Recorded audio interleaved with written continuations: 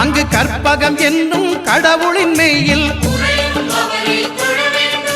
சூரியன் முதலாய் 9 கிரகமும் பலவித குணங்களை கொண்டிருக்கும் எங்கள் கற்பக தருவில் அவை வரும்போது ஒன்றாய் சேர்ந்து பலனளிக்கும்.